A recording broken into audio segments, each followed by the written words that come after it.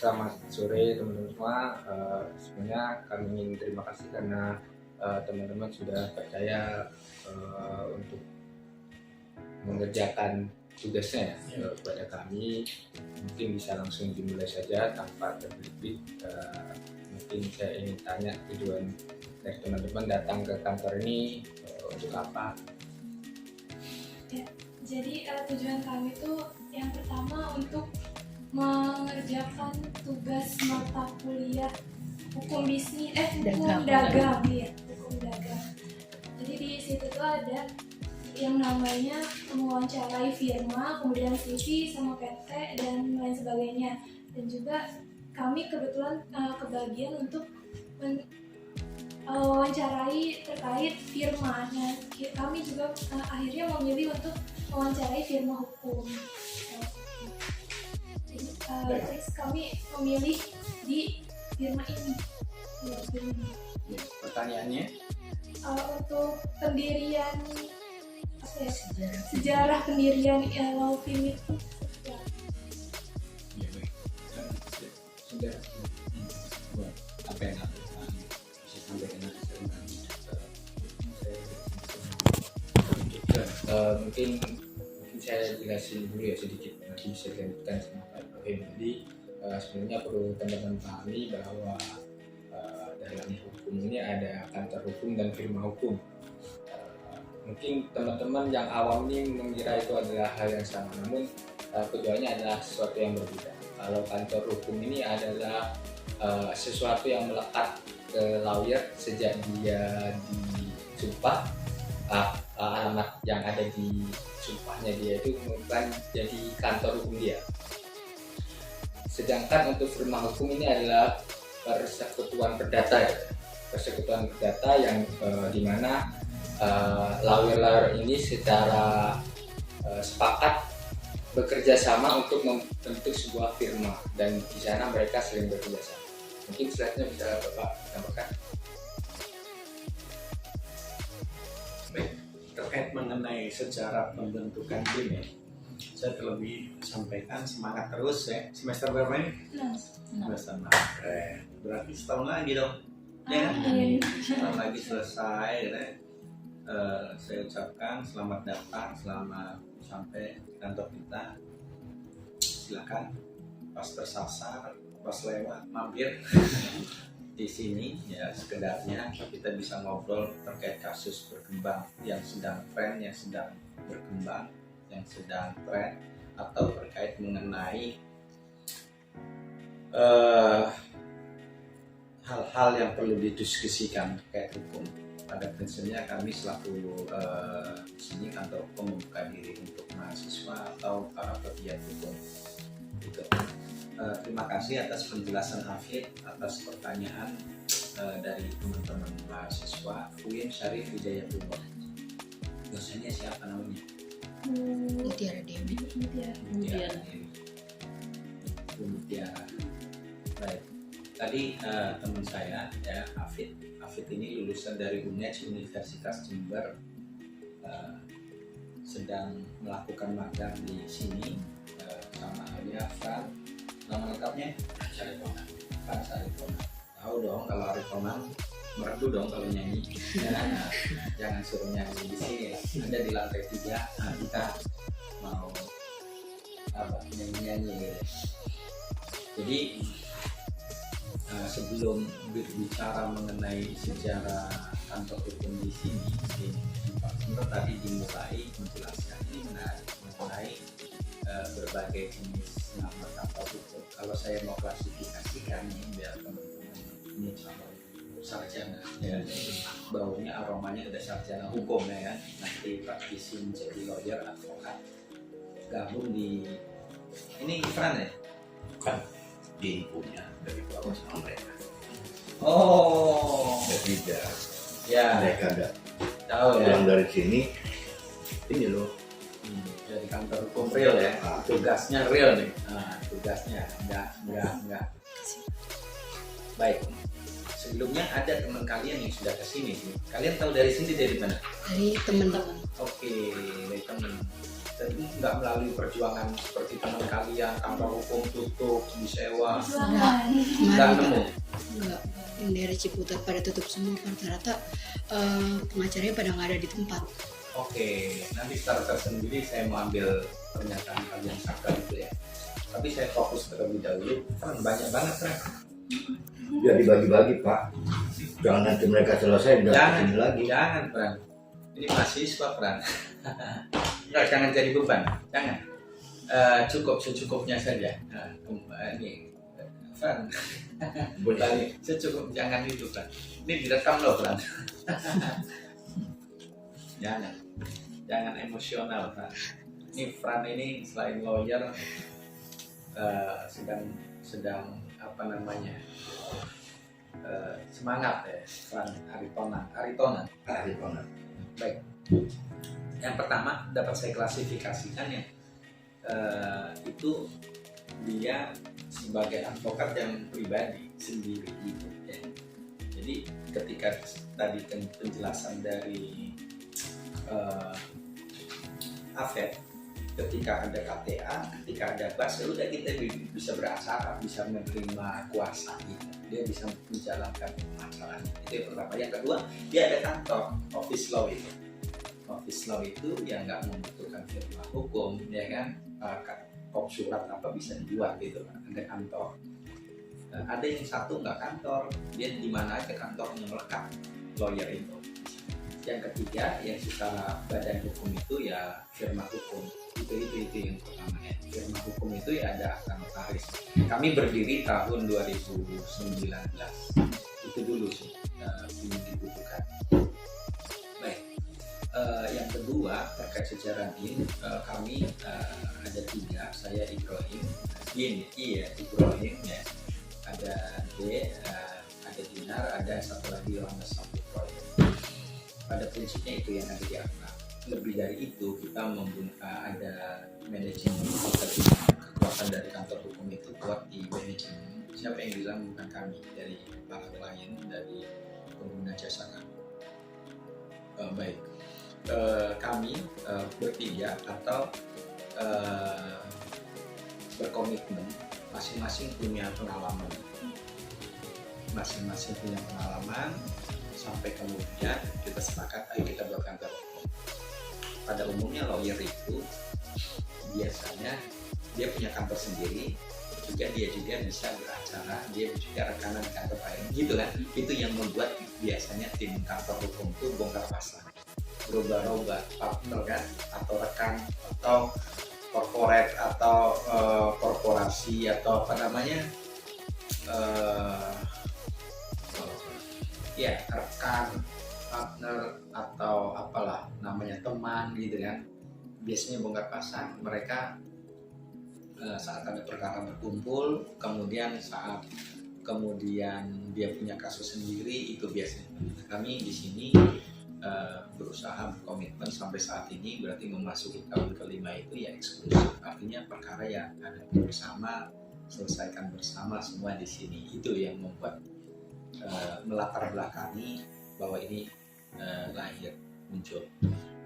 Nama penamaan DIN sama halnya kantor yang lain, biasanya dari nama.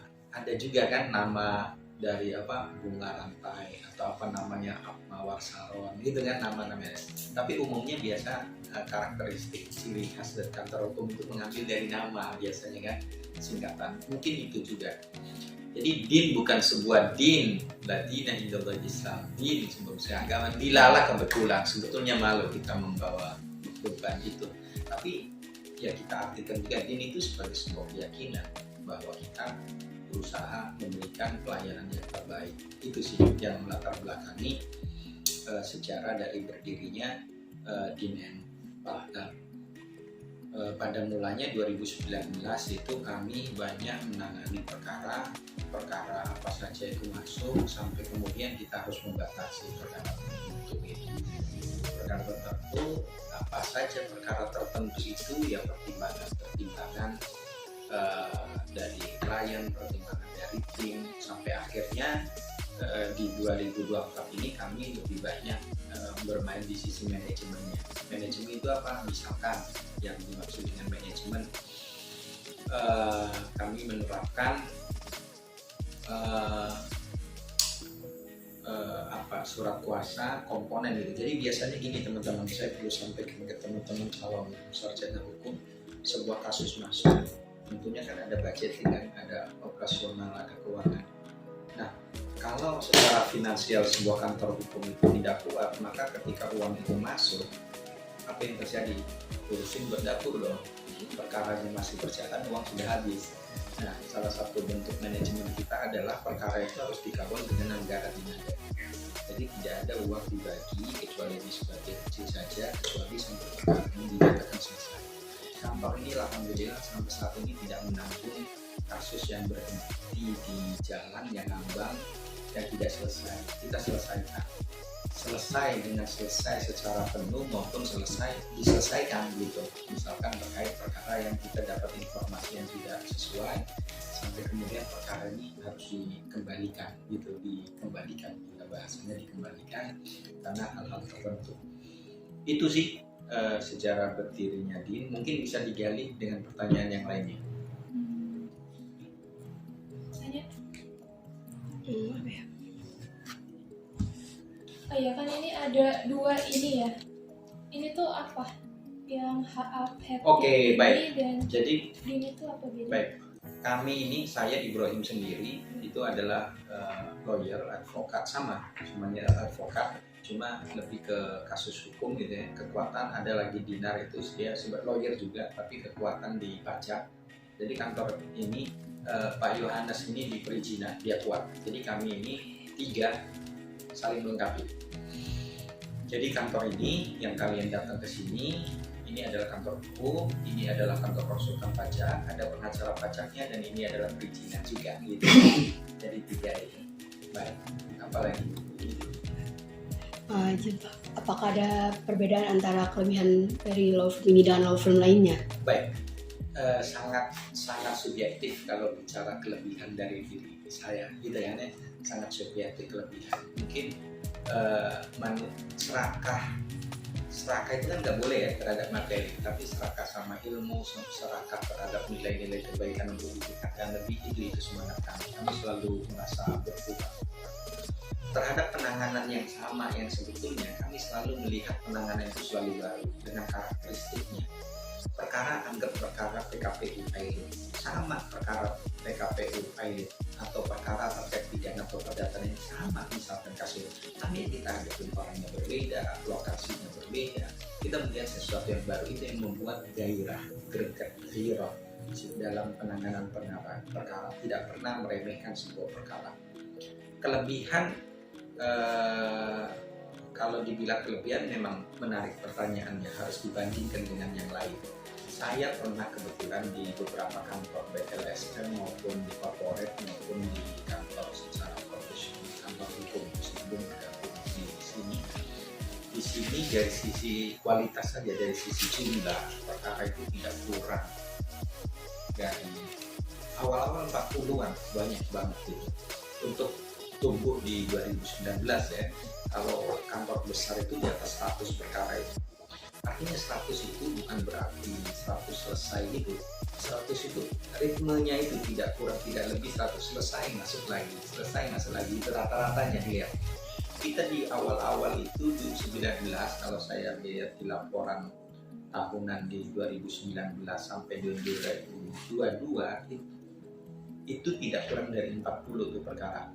Baru kemudian seiring waktu filter perkara yang tadi yang saya maksud, ada fokus ke tertentu, tidak kurang dari 20. Tentu ini bukan sebuah kantor kecil, kantor biasa. Kalau dilihat sekali lagi dari tahun mulai berdirinya ya, karena perkaranya jadi selesai masuk itu rata-rata sekitar 20 kan, perkara baik perdata, pidana, sekarang ini PKPU, lanjut ke pilot. Terus bicara kelebihan, saya melihatnya bukan sebuah kelebihan, sekali lagi subjektif. Saya melihatnya sebuah semangat spirit bahwa pelayanan dan integritas itulah yang berupaya kami sajikan ke klien. Karena kami kan nggak boleh promosi, ya kan? Kantor hukum boleh promosi, nggak boleh kena kode etik. Bagaimana caranya?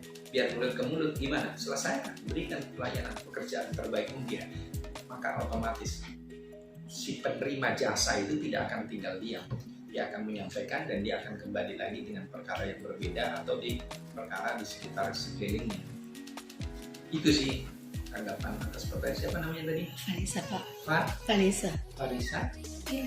Irma, Salis. Salis, Alfian. Tadi saya nggak tadi dari siapa?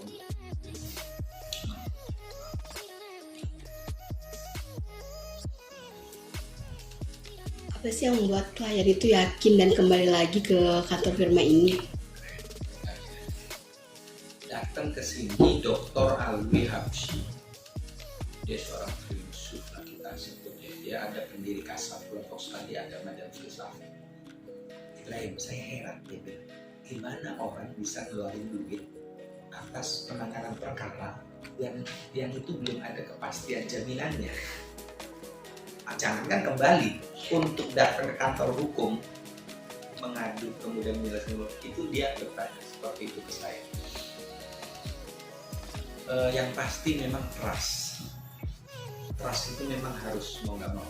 Orang untuk trust itu kan dia bisa searchingkan di internet, rekomendasi gitu kan, kemudian saat komunikasi pertama. Jadi gini, tadi saya waktu Vanessa Pak. Vanessa. Jadi Vanessa, karakteristik klien yang ada di Tangerang Raya termasuk Jakarta, dia tidak serta-merta ini ada kasus ini klien tolong dong tangani, nggak seperti itu. Dia akan bilangnya apa? Terhadap kasus ini, saudara kamu nih sudah pernah menangani belum? Berapa kali? Dan bagaimana hasil penanganannya? Jadi cerdas. Calon klien ini banyak pintar. Kemudian kita rekomendasikan. Kita akan rekomendasi alternatif penanganan kan, presentasi. Saat itulah dia menilai, oh ya, good. Ini lawyer saya. Sampai kesimpulan pada itu, tanda tangan surat kuasa baru. Jadi ya orang menilai apa yang kita ucapkan dan apa yang telah kita lakukan perbuat. Nah, sejarah, balik lagi ke sejarah tadi itu, awal mula penanaman modal, maksudnya pembagian modalnya itu disamaratakan atau ada seperti apa? Baik, Hasil. dengan nama Irma. paling mudah Irma. Ada tadi Vanessa. Iya Pak. Irma. Terkait, jadi gini, terkait saham itu ada komposisinya. Untuk berapanya ya tidak perlu saya sampaikan. Ada komposisinya. Nah, tinggal di perusahaan itu berbeda-beda memang. Manajemen kantor itu memang sangat signifikan, sangat menentukan bagaimana kelanjutan dan berkembangnya kantor. Kuncinya itu ada di manajemen. Tidak ada satupun kesepakatan pola manajemen yang mana. Satu kantor dengan yang lain memiliki ciri karakteristik yang berbeda. Ada prinsipnya, ada trust antar tim, ada harapan untuk maju bersama. Ya. Kemudian satu sama lain dilandasi oleh semangat apa?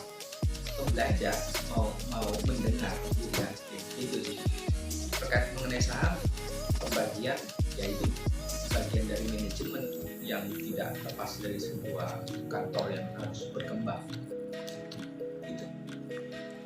Nah, terus juga pendiriannya ini, pendirian film ini tuh didirikan antara teman atau ya kayak Bapak tadi, Bapak Ibrahim, Iya. terus sama Pak Dinar, ya, yaitu antara itu teman atau ada bukan?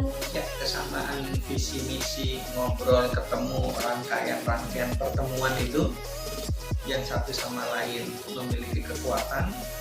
Kebetulan saya beberapa di kantor hukum.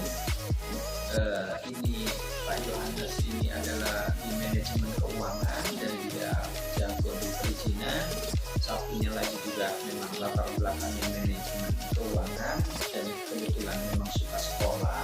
Selain akuntansi juga sekolah sarjana hukum sampai jadi lawyer. Kalau lihat gelarnya ada nggak di sini? Banyak gelar. Itu belum ditulis semuanya itu. Ya. Banyak gelar. Itu pengacara pajak, orang yang nggak ada di sini lagi di lapangan, kemudian ya jago pajak. Karena itu dibutuhkan perusahaan, hukum, perizinan, pajak. Nah, itulah yang melandasi semangat ngobrol. Oke, kita bersatu untuk tujuan yang kita ciptakan bersama. Maju.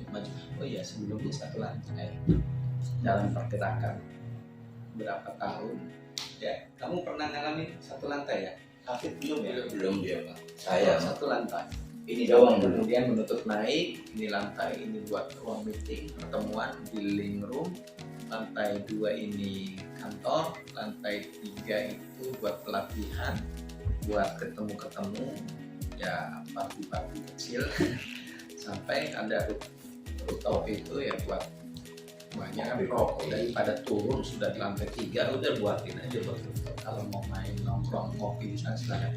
Ini ada OB sebetulnya lagi nggak masuk, jadi saya mau nawarin, mana ya ini tadi nggak dibawa ya. Mau nawarin kopi teh, nanti cenderungnya basa-basi ya, self service gitu. Ada lagi pengembangan pertanyaannya? Bagaimana? Direkam, dicatat nggak? Iya. Oke, buat ini juga. Bagaimana menurut Bapak mengenai banyaknya yang sekarang ini pengacara, dia tuh belum selesai kasus tapi sudah kayak ada matokin harga, itu bagaimana menurut Bapak? Oke, saya sangat menyayangkan atas itu. Kami pernah mengadakan pelatihan di atasnya. Pengacara muda itu menguasai materi, jangan sampai dia terima kasus atas permasalahan yang tidak dia kuasai. Pengalaman sebelumnya saya sharing itu benar gitu, kasus masuk totalnya nggak diselesaikan, dibiarkan gitu. Ini terjadi juga. Sebagian yang magang di sini juga cerita ya gitu ya, karena tadi secara ekonomi tidak kuat, dia mencari kehidupan lewat jasa hukum. Begitu uang masuk yang ada buat dapur, perkara belum selesai tidak habis. Makanya lawyer itu, advokat, disebut dengan officium nobis. Apa yang disebut dengan officium nobis? Profesi terhormat. Jadi dulu si Shero, lawyer pertama di Romawi itu, dia itu kayak Plato, Socrates, Aristo, gitu kan. Para filosof itu mereka mencari ilmu, dapur udah aman. Itu para bangsawan, aristokrat. Jadi lawyer itu ketika ada jasa, makanya dia tidak disebut dengan gaji, tidak disebut dengan honorarium, ya kan? Dia disebut gaji, disebutnya dengan honorarium, penghormatan, profesi terhormat. Bukan deal-dealan yang terjadi seperti saat ini ya. Semangatnya itu membantu mencari keadilan gitu. Tapi bentuk penghormatannya harus ada, namanya honorarium ya. Berapa fee yang ditentukan berbeda masing-masing kantor. Tapi pada prinsipnya bicara fee honorarium untuk lawyer itu 3 komponen. Apa saja? Lawyer fee, operasional fee, success fee. Berapa nilainya operasional fee, berapa nilainya lawyer fee, berapa nilainya success fee, masing-masing berbeda. Tapi 3 hal ini biasanya ciri khas di kantor hukum. Paham ya? Ini kalau sebelumnya kita bisa siapin tempat lantai 3, kasih mic ya kan. Kalau ada permohonannya terlebih dahulu misalkan, ya kan, kita siapin kopi teh, kita siapin kue, kita siapin. Nah ini apa adanya, maaf. Ya. Mengenai prosedur izin and purchase ini, apakah bangunan ini tuh sudah tercantum hak notaris di lembaga negaranya Pak atau belum? Kalau bicara bangunan itu kan SHM ya, sudah salah satu atas nama 3 yang ada di kepemilikan ada. Mungkin yang dimaksud adalah apakah jasa hukum, kantor hukum yang izin and partner yang saya ada di dalamnya itu berbadan hukum atau tidak, itu mungkin pertanyaannya. Jadi teman-teman perlu tahu juga apa perbedaan antara badan hukum dengan badan usaha. Ya, badan hukum itu dianggap itu subjek hukum, kayak orang, kayak manusia, itu badan hukum. Dia bisa melakukan untuk dirinya. Subjek hukum itu apa sih? Subjek hukum itu yang melekat padanya hak dan kewajiban. Subjek hukum. Subjek hukum ada 2. Siapa? Manusia sama badan hukum. Itu subjek hukum disebut namanya. Kalau badan usaha seperti CV, UD, ya kan, toko, itu namanya badan usaha. Jadi kekayaannya menyatu dengan kekayaan pribadi. Tapi kalau badan hukum PT, kayak firma PT ya, kayak ini keperdataan, badan keperdataan. Itu kalau badan hukum, kita badan hukum ya firma, anggaplah PT, yayasan, itu terpisah antara pengurus ketua, direktur dengan badan hukum itu terpisah hartanya. Berbeda kalau badan usaha itu menyatu kekayaannya, gitu. Untuk cara Lovim ini mempertahankan dan mengembangkan usahanya ini gitu. Baik. Kan Pintar dari banyaknya Lovim yang ada di sekarang ini di sini. Betul. Saya begini, bagus pertanyaan.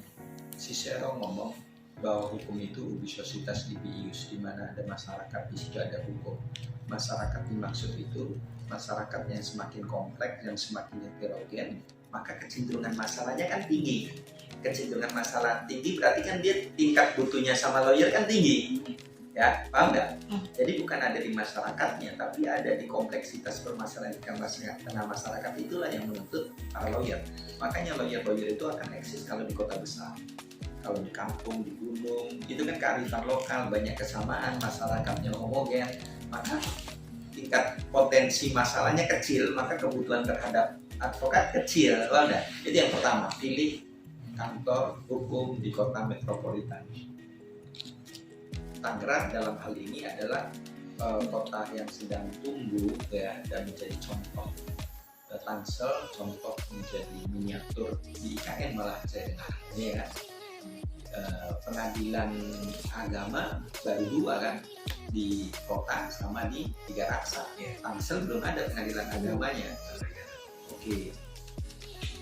Jadi itu yang pertama, menentukan faktor lokasi penting. Kamu kantor hukumnya hebat, pengacaranya hebat, tapi kalau di gunung ya kan nggak datang gitu kan. Kalau datang bingung. Jadi tentukan tempat yang pertama. Yang kedua, bagaimana kantor bertahan, bagaimana kita ngomong pelayanan, tim dulu harus solid. Bagaimana tim solid? Ya amankan kepentingan masing-masing dalam bentuk manajemen tadi yang saya sampaikan. Saya tidak buka secara keseluruhan manajemen yang dimaksud. Yang pasti bersama kita maju, bersama kita jaya, bersama kita sejahtera. Tidak ada yang namanya ya berdiri sama tinggi, duduk sama rendah. Itu semangatnya. Itu tim. Jadi pertama tadi apa? Lokasi ya. Ini saya juga baru nemukan di jawaban ini, masih meraba. Jadi pertanyaannya baru kan.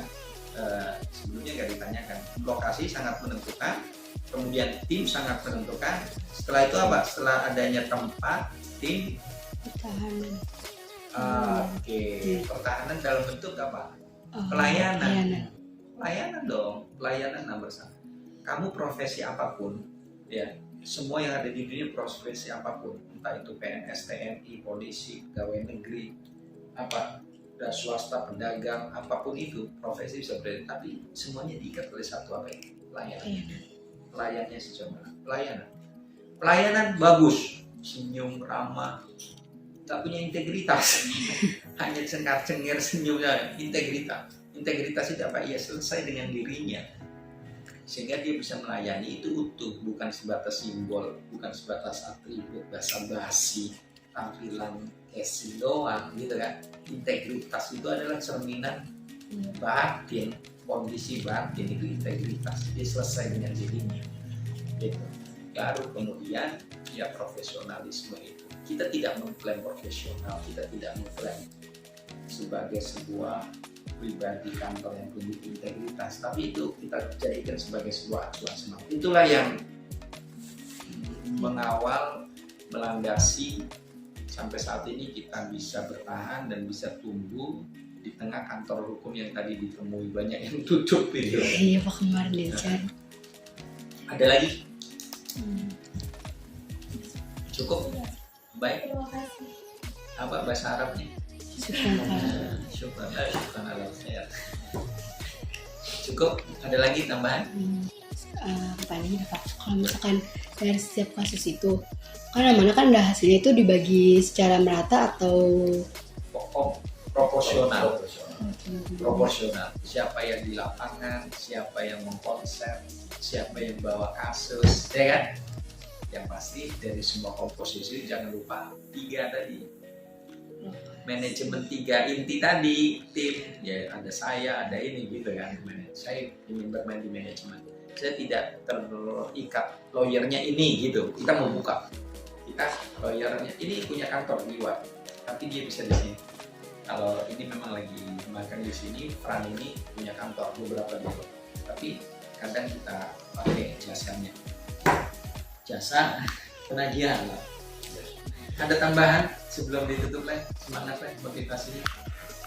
Ya, yang mau saya tanya, selesai ini kalian mau tujuannya mau kemana? Karena kan masih muda-muda nih, ya kan? Ini kan ESA semua, saya kan juga calon gitu kan. Nah, selesai ini udah sampai di mana mata kuliah yang dapat dari UI? UI-nya. UIN Syarif Hidayatullah. Mau kemana? Habis dari sini mau balik ya. Tapi pertanyaannya bukan itu. Selesai dari kuliah mau kemana? Enak dari sini mau balik. Kalau mau kuliah mau mana? Gak tahu.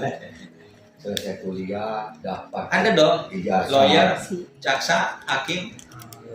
Kalau saya kan keluarga. Family law. Akhwal syaksi ya. Iya. Jadi ke awal insya Allah.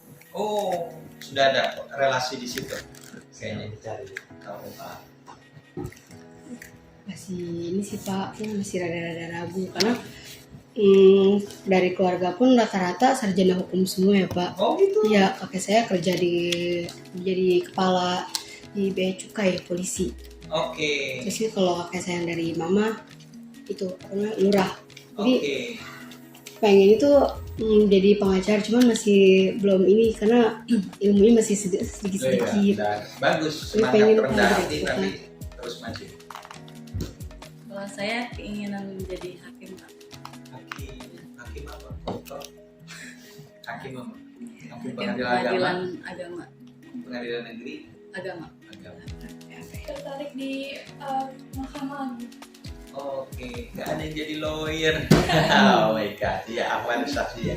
Di Eropa lebih dulu ya, family law ya. Di kita hukum keluarga. Kami ada YouTube, ada apa? Instagram, ada Facebook. Nah, ada tema pembahasan mengenai pernikahan, ada tema pembahasan mengenai penagihan, ada tema pembahasan mengenai PKPI-PIS. Lagi proses semua. Itu aja cukup. Rekamannya paling dimatiin dulu lah. Kalau buat dokumennya atas aja kali.